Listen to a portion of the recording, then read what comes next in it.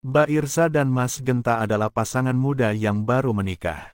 Mereka menempuh hidup baru dengan penuh harapan dan impian, terutama saat mereka mengetahui bahwa Mbak Irza sedang hamil 6 bulan. Kebahagiaan mereka terasa sempurna ketika mereka berhasil mengontrak sebuah rumah sederhana di daerah Lawang. Rumah itu cukup luas, dikelilingi kebun yang hijau, dan harga sewanya sangat terjangkau. Namun, jauh dari rumah orang tua Mbak Irza, mereka berharap bisa mandiri dan membangun kehidupan baru. Mas Genta, seorang pemuda yang penuh semangat, memiliki usaha menjual bakso aci secara online. Dengan memanfaatkan platform seperti Shopee dan Tokopedia, ia berharap usaha ini bisa memberikan kehidupan yang layak bagi keluarganya. Untuk mendukung penjualan, mereka juga mulai aktif mempromosikan produk mereka di TikTok, menampilkan cara pembuatan bakso aci yang unik dan menarik. Video-video mereka mulai menarik perhatian, dan pesanan pun mulai berdatangan. Namun, seiring berjalannya waktu, tantangan demi tantangan mulai menghampiri. Biaya sewa rumah yang harus dibayar setiap bulan, ditambah dengan biaya hidup dan persiapan untuk kelahiran anak, membuat Mas Genta merasa tertekan. Ia merasa tanggung jawab sebagai kepala keluarga mulai menggerogoti pikirannya. Suatu malam, setelah pulang dari pasar, Mas Genta duduk termenung di teras rumah. Dengan wajah yang penuh kekhawatiran, ia merenungkan masa depan mereka. Bagaimana jika usaha ini tidak berjalan? Pikirnya. Dalam keputusasaannya, ia mulai berpikir untuk mencari cara agar dagangan mereka laris manis. Mbak Irza, di sisi lain, merasakan ada yang tidak beres. Sejak mereka pindah ke rumah kontrakan itu, ia sering merasa terjaga di malam hari. Suara-suara aneh seperti gemercik air sering mengganggu tidurnya. Ia sering mendengar suara, seperti seseorang sedang mencuci di kamar mandi. Namun, ketika ia memeriksa, semuanya tampak normal. Lantai kamar mandi masih kering dan sepi. Suara itu terus berlanjut, seolah berusaha memberitahunya sesuatu yang tidak bisa ia mengerti. Suatu malam, saat Mas Genta tidur, Mbak Irza mendengar suara tawa mengerikan dari dapur. Ia berusaha meyakinkan diri bahwa itu hanya imajinasinya, tetapi ketakutan mulai merayap ke dalam dirinya. Kejadian-kejadian aneh ini semakin sering terjadi, dan Mbak Irza merasa terasing. Ia mencoba membagikan kekhawatirannya kepada Mas Genta, tetapi suaminya hanya tersenyum dan berkata, "Mungkin kita hanya perlu beradaptasi dengan rumah baru ini." Dalam pencarian solusi, Mas Genta memutuskan untuk mendatangi seorang dukun yang terkenal di daerah mereka. Ia berharap dukun itu bisa memberikan cara agar dagangan mereka laris. Dalam pertemuan itu, Mas Genta bertanya, "Apa yang harus saya lakukan agar usaha ini sukses?" Dukun itu menatapnya dengan tajam, seolah bisa melihat ke dalam jiwanya. "Ada cara cepat untuk mendapatkan rezeki, tapi itu tidak tanpa risiko." "Pesugihan," katanya. Mas Genta merasakan ketertarikan dan ketakutan bercampur dalam dirinya. Dukun itu menjelaskan bahwa untuk mendapatkan kekayaan dengan pesugihan, ia harus mengorbankan sesuatu yang berharga, sebuah tumbal. Mas Genta merasa ragu, tetapi keinginan untuk memberikan kehidupan yang lebih baik bagi keluarganya mengalahkan segala keraguan. Setelah keluar dari tempat dukun, Mas Genta merasa bingung. Keputusan ini akan mengubah hidup mereka selamanya. Di satu sisi, ia ingin melindungi keluarganya dari kesulitan, di sisi lain, ia merasa bahwa ia sedang memasuki jalan yang gelap. Tetapi dengan segala tekanan yang ada, ia merasa tidak punya pilihan lain. Kembali ke rumah, Mas Genta tidak memberitahu Mbak Irza tentang pertemuannya dengan dukun. Ia merasa hal itu akan membuat istrinya khawatir. Namun, Mbak Irza mulai merasakan ada yang berbeda pada suaminya. Mas Genta semakin terobsesi dengan usaha mereka, menghabiskan lebih banyak waktu di luar rumah untuk mengurus dagangan. Ia mulai mengabaikan Mbak Irza dan kehamilannya. Dengan semua kejadian aneh yang terjadi di rumah, Mbak Irza merasa ada sesuatu yang tidak beres. Ia berulang kali mencoba membicarakan ketakutannya kepada Mas Genta. Tetapi suaminya hanya menjawab dengan tawa, "Kita harus optimis. Semua akan baik-baik saja." Dengan keputusan untuk melakukan pesugihan, hidup Mas Genta dan Mbak Irza mulai berbelok tajam. Mas Genta merasa seolah memiliki kekuatan baru. Usaha bakso aci mereka kini meroket, pesanan meningkat pesat, dan mereka mulai mendapatkan keuntungan yang sebelumnya hanya menjadi angan-angan. Namun, di balik kesuksesan itu, ada bayangan kelam yang semakin mendekat. Keesokan harinya, Mas Genta kembali ke dukun. Dalam pertemuan itu, dukun menjelaskan ritual pesugihan yang harus dilakukan. Kekayaan ini tidak gratis, Genta. Kamu harus mengorbankan sesuatu yang berharga, sebuah tumbal, ujar dukun dengan nada serius. Mas Genta merasa hatinya berdebar. Ia tahu apa yang dimaksud, tetapi keinginan untuk mendapatkan kekayaan yang cepat membuatnya mengabaikan rasa takut yang menggerogoti jiwanya. Setelah beberapa kali pertemuan, Mas Genta memutuskan untuk mengikuti semua instruksi dukun. Ia membeli seekor ayam hitam, karena dukun mengatakan bahwa ayam hitam adalah tumbal yang tepat untuk memanggil kekayaan. Malam itu, dengan tangan bergetar, ia melakukan ritual di halaman belakang rumah. Dalam pencahayaan remang-remang, Mas Genta mengucapkan mantra yang diajarkan dukun, sambil menggenggam erat ayam hitam yang akan menjadi tumbal. Sementara itu, Mbak Irza tidak mengetahui apa yang dilakukan suaminya. Ia merasakan bahwa Mas Genta semakin menjauh. Setiap malam, Mas Genta menghabiskan waktu di luar rumah, dan ketika ia kembali, wajahnya tampak lelah tetapi penuh semangat.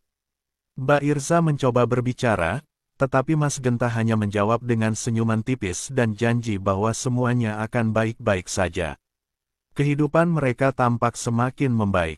Pesanan bakso aci berdatangan, dan mereka mulai mendapatkan ulasan positif dari pelanggan. Namun, Mbak Irza tetap merasa ada sesuatu yang salah. Suara gemercik air dan tawa mengerikan masih menghantuinya.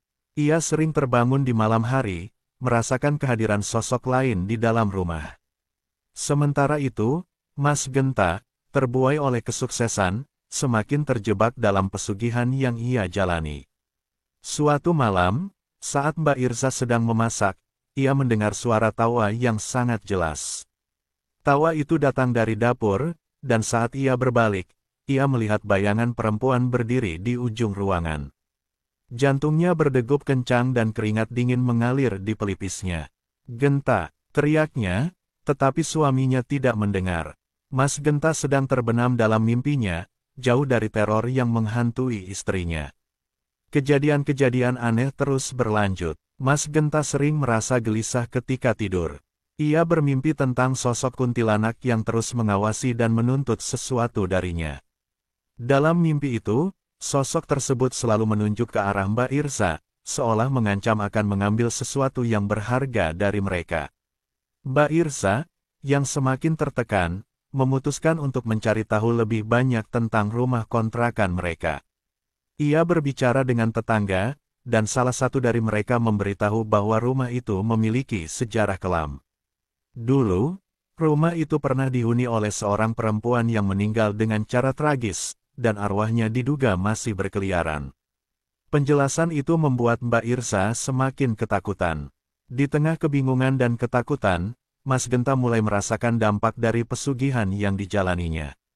Beberapa malam kemudian, ketika ia pulang larut malam, ia mendapati Mbak Irza duduk termenung di ruang tamu, wajahnya pucat. "Genta, aku merasa ada yang tidak beres." Suara-suara itu, mereka semakin sering. Ujarnya dengan suara gemetar. Mas Genta berusaha menenangkan Mbak Irza. "Itu hanya imajinasimu, sayang. Kita sedang sukses, kita harus fokus pada usaha kita," jawabnya, tetapi dalam hatinya, ia juga merasakan ketidaknyamanan yang sama. Ia berusaha mengabaikan suara-suara tersebut, tetapi semakin lama, hal itu semakin sulit. Pada suatu malam, ketika Mas Genta sedang tidur, Mbak Irza terbangun oleh suara gaduh di dapur. Dengan rasa takut yang menggerogoti, ia beranjak dari tempat tidur dan menuju dapur. Ketika ia sampai, ia melihat semua peralatan dapur berantakan, seolah ada yang sedang bermain-main. Ia merasakan udara di sekelilingnya menjadi dingin, dan tiba-tiba, suara tawa itu kembali terdengar, kali ini lebih dekat dan lebih menakutkan. Mbak Irsa berlari kembali ke kamar dan membangunkan Mas Genta. "Genta, tolong, ada sesuatu di dapur," teriaknya dengan suara penuh ketakutan. Mas Genta terbangun, bingung dan masih setengah sadar. "Apa yang terjadi?" tanyanya. Tetapi ketika ia mendengar teriakan istrinya, ia segera bangkit dan berlari menuju dapur. Di sana, semuanya tampak normal. Tidak ada yang aneh, hanya peralatan dapur yang sedikit berantakan. Mas Genta mencoba menenangkan Mbak Irsa, tetapi ia sendiri merasa tidak nyaman. "Mungkin kita harus memanggil seseorang untuk membersihkan rumah ini," usul Mas Genta, tetapi Mbak Irsa hanya menggelengkan kepala. "Aku tidak ingin ada orang lain di sini. Aku hanya ingin kita pergi dari sini," ujarnya. Kekhawatiran Mbak Irsa semakin menjadi-jadi, tetapi Mas Genta tetap berpegang pada harapannya akan keberhasilan usaha mereka. Ia terus melanjutkan ritual-ritual pesugihan, semakin terpesona oleh keuntungan yang mengalir. Namun, setiap tindakan yang ia lakukan semakin mendekatkan mereka pada kegelapan yang tidak bisa mereka hindari. Kehidupan Mas Genta dan Mbak Irsa semakin dipenuhi dengan ketegangan. Meskipun usaha bakso aci mereka semakin sukses, kegelapan yang mengintai di balik keberhasilan itu mulai mengganggu ketenangan mereka. Suara-suara aneh dan penampakan gaib yang dialami Mbak Irsa semakin sering, membuatnya merasa seolah terjebak dalam dunia yang tidak bisa ia pahami. Suatu malam, saat Mas Genta pulang dari pasar, ia mendapati Mbak Irsa duduk di sofa, wajahnya tampak pucat. "Genta, aku melihatnya lagi," katanya dengan suara bergetar. Sosok perempuan itu, ia berdiri di jendela dan menatapku. Mas Genta berusaha menenangkan istrinya, tetapi dalam hati, ia mulai meragukan pilihannya untuk terlibat dalam pesugihan. "Mungkin kita harus mencari bantuan," ujarnya, tetapi Mbak Irsa hanya menggelengkan kepala. "Siapa yang bisa membantu kita? Aku merasa seperti kita sedang dikejar oleh sesuatu yang tidak bisa kita lihat." Kejadian-kejadian aneh terus berlanjut. Mas Genta mulai mengalami mimpi buruk yang sama. Dalam mimpinya, sosok kuntilanak itu selalu muncul, menatapnya dengan tatapan penuh kemarahan. Ia merasa terjebak dalam mimpi tersebut, tidak bisa berlari atau menghindar. Setiap kali terbangun, ia merasakan keringat dingin mengalir di tubuhnya, dan perasaan tertekan itu semakin mendalam. Malam demi malam, mereka terbangun di tengah malam, mendengar suara-suara aneh. Tawa yang mengerikan dan bisikan samar-samar seakan-akan datang dari kegelapan. Mas Genta berusaha untuk tidak memperdulikan suara-suara itu, tetapi ia merasa semakin sulit untuk tidur. Suatu malam, ketika ia terbangun, ia melihat bayangan sosok perempuan berdiri di sudut kamar, hanya beberapa langkah dari tempat tidur mereka.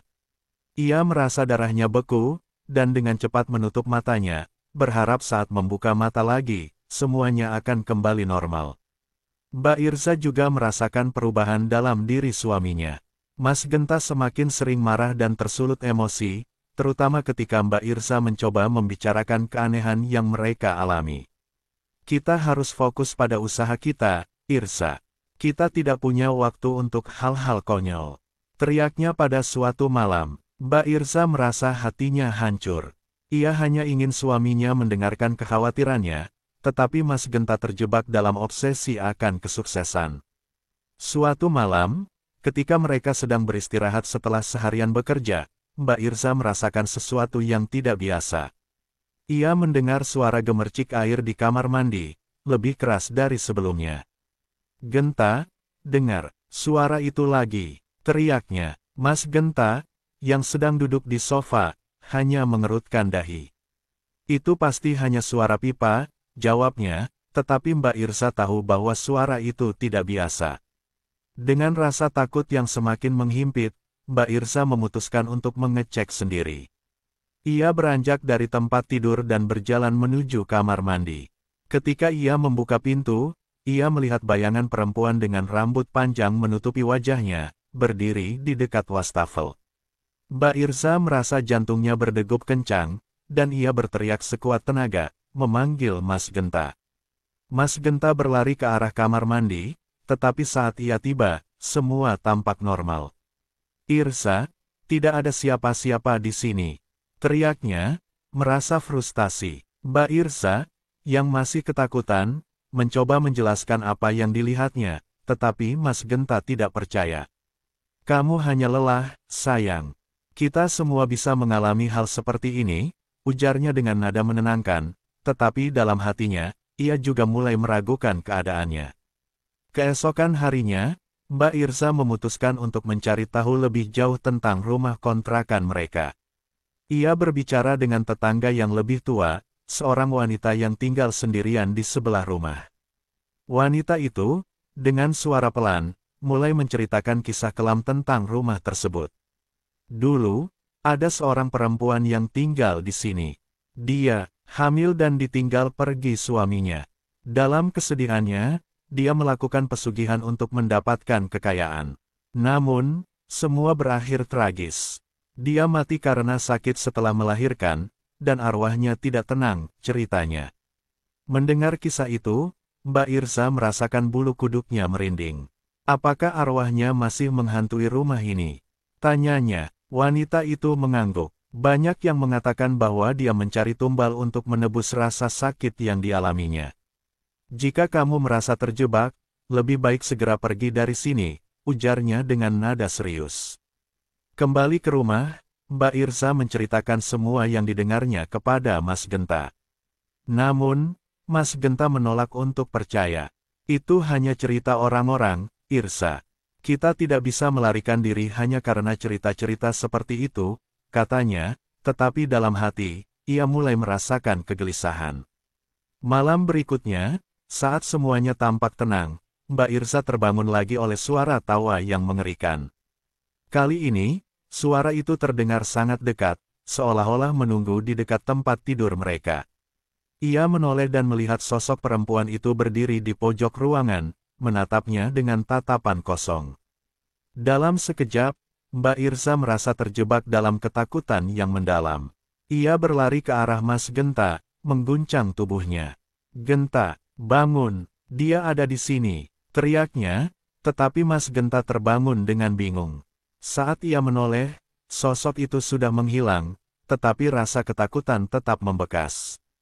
"Irsa, kita harus tidur. Besok kita ada pekerjaan," jawab Mas Genta, tetapi ia sendiri tidak bisa memejamkan mata. Setelah malam-malam penuh ketakutan dan gangguan yang semakin parah, Mbak Irsa merasa bahwa mereka tidak bisa lagi tinggal di rumah kontrakan itu.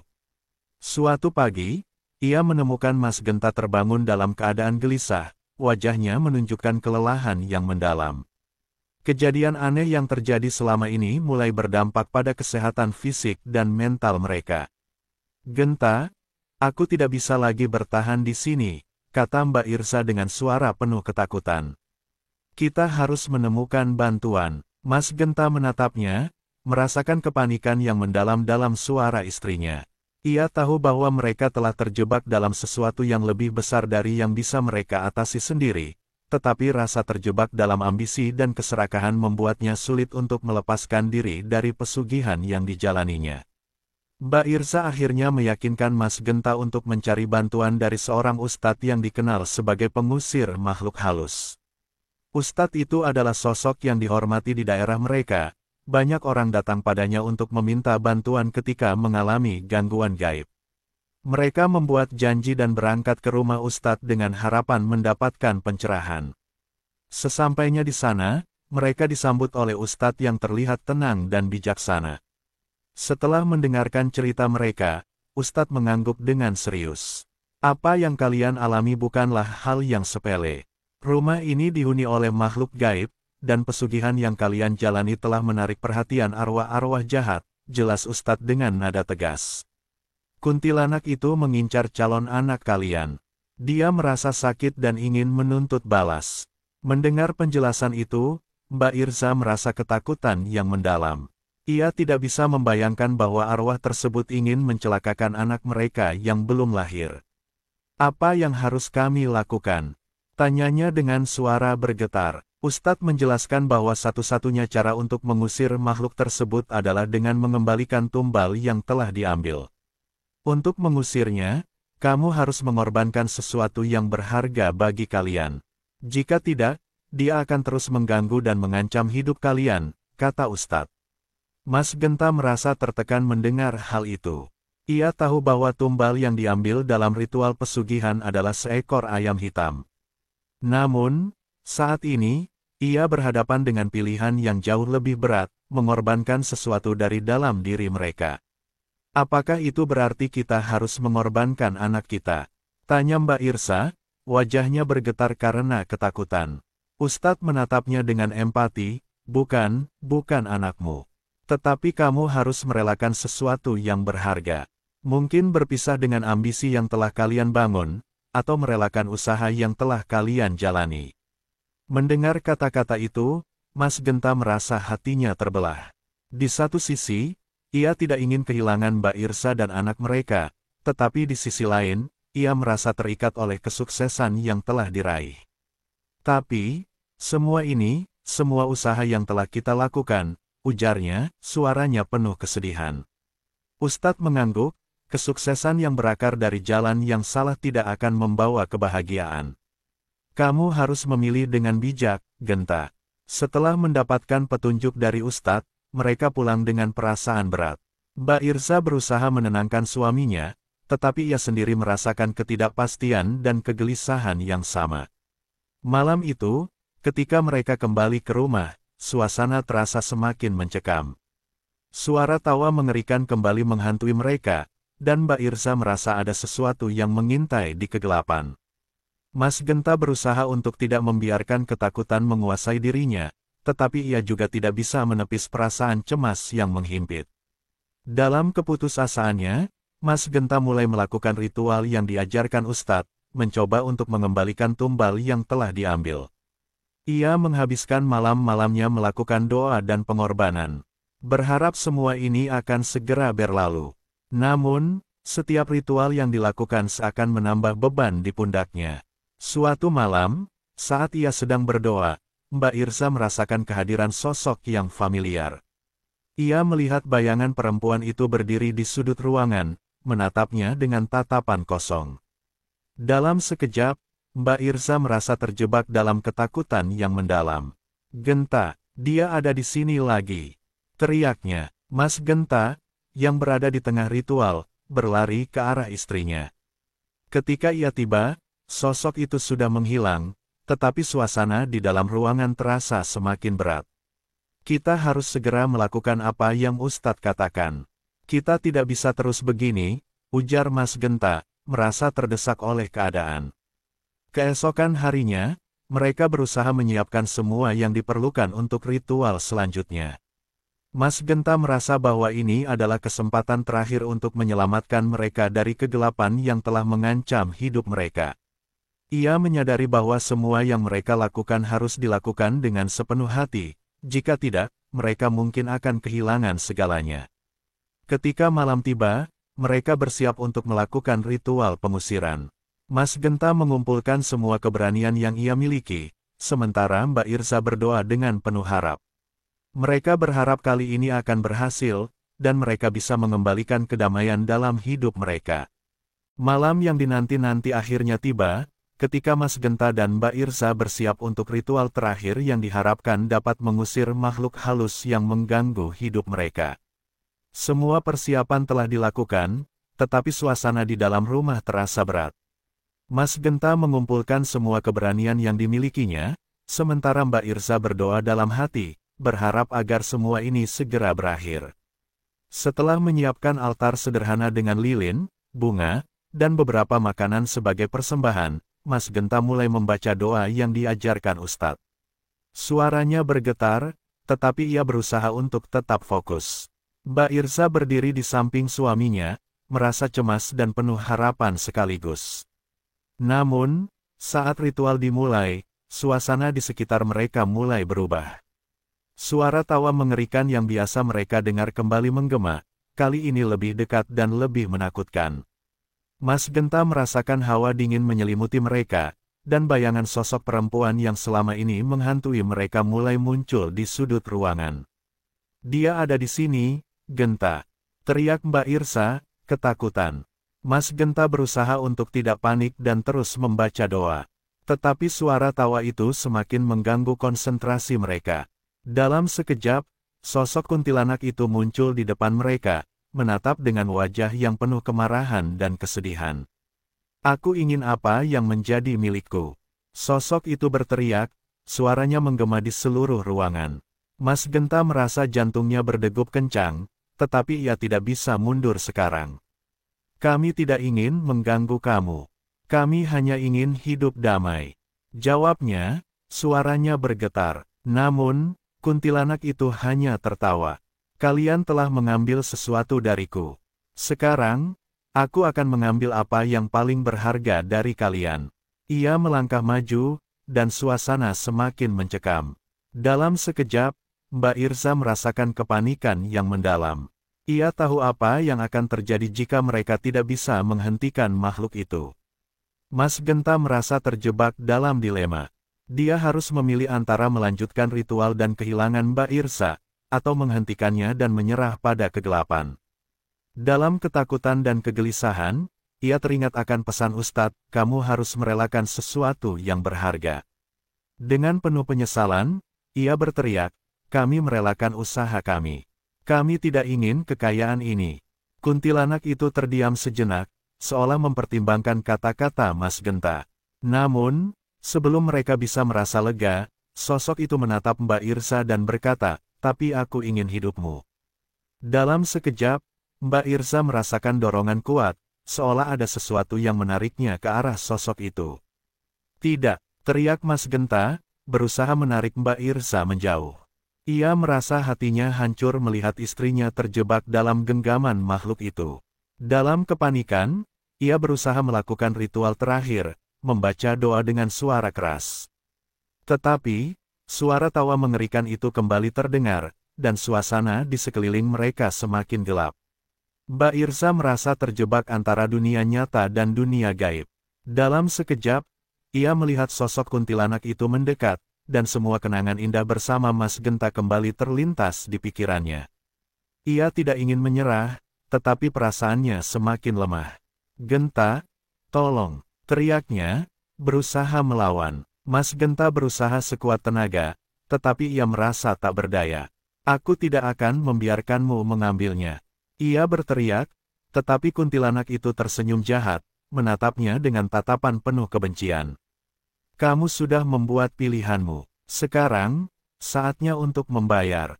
Dalam momen yang mencekam, Mas Genta merasa terpisah dari kenyataan. Ia melihat Mbak Irza terjatuh ke tanah, seolah terhisap oleh kegelapan. Dalam sekejap, sosok itu menghilang, meninggalkan Mas Genta sendirian dalam kegelapan.